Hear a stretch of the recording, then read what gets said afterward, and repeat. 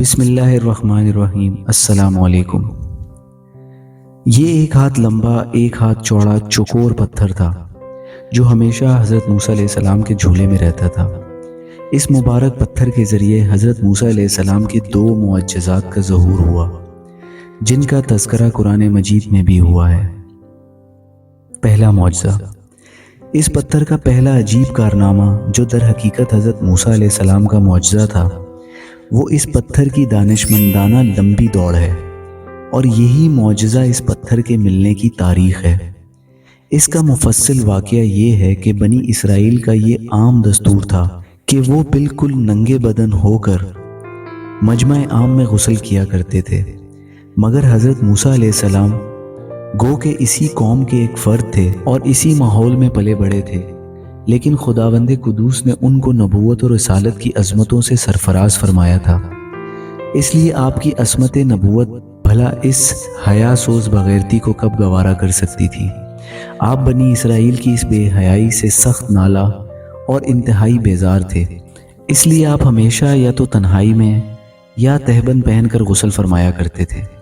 بنی اسرائیل نے جب یہ دیکھا کہ آپ کبھی بھی ننگے ہو کر غسل نہیں فرماتے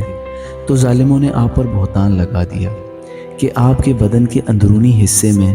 یا تو برس کا سفید داغ یا کوئی ایسا عیب ضرور ہے جس کو چھپانے کے لیے کبھی برہنہ نہیں ہوتے، اور ظالموں نے اس تہمت کا اس قدر اعلان اور چرچا کیا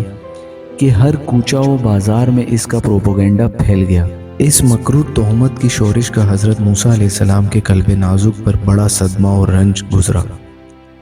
اور آپ بڑی کوفت اور اذیت میں پڑ گئے۔ تو خداوند قدوس اپنے مقدس کلیم کے رنج و غم کو بھلا کب گوارا فرماتا، اور اپنے ایک برگزیدہ رسول پر ایک عیب کی تہمت بھلا خالق عالم کو کب اور کیوں کر اور کس طرح پسند ہو سکتی تھی؟ ارحم الراحمین نے آپ کی برات اور بے عیبی ظاہر کر دینے کا ایک ایسا ذریعہ پیدا فرما دیا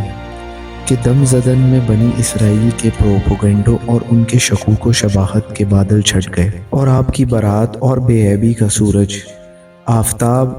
علمتاب سے زیادہ روشن و آشکارا ہو گیا۔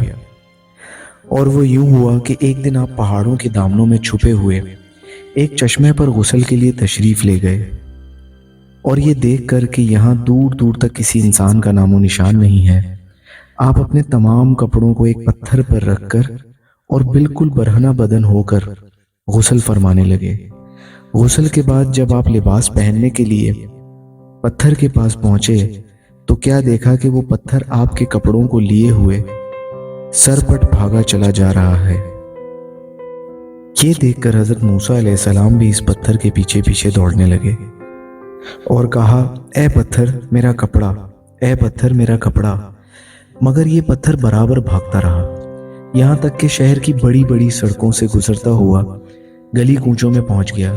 اور آپ بھی برہنہ بدن ہونے کی حالت میں برابر پتھر کو دوڑاتے چلے گئے۔ اس طرح بنی اسرائیل کے ہر چھوٹے بڑے نے اپنی آنکھوں سے دیکھ لیا کہ سر سے پاؤں تک آپ کے مقدس بدن میں کہیں بھی کوئی عیب نہیں ہے، بلکہ آپ کے جسم اقدس کا ہر حصہ حسن و جمال میں اس قدر نقطۂ کمال کو پہنچا ہوا ہے کہ عام انسانوں میں اس کی مثال تقریباً محال ہے۔ چنانچہ بنی اسرائیل کے ہر فرد کی زبان پر یہی جملہ تھا کہ یعنی خدا کی قسم موسیٰ بالکل ہی بے عیب ہیں۔ جب یہ پتھر پوری طرح حضرت موسیٰ علیہ السلام کی برات کا اعلان کر چکا تو خود بخود ٹھہر گیا۔ آپ نے جلدی سے اپنا لباس پہن لیا اور اس پتھر کو اٹھا کر اپنے جھولے میں رکھ لیا۔ اللہ تعالیٰ نے اس واقعے کا ذکر قرآن مجید میں اسی طرح بیان فرمایا ہے۔ ترجمہ: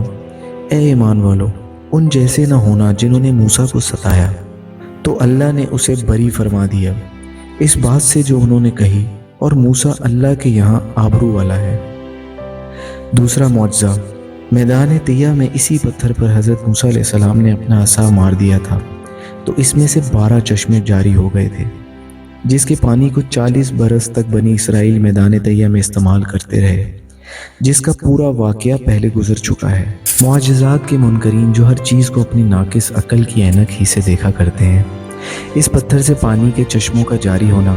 محال قرار دے کر اس معجزے کا انکار کرتے ہیں،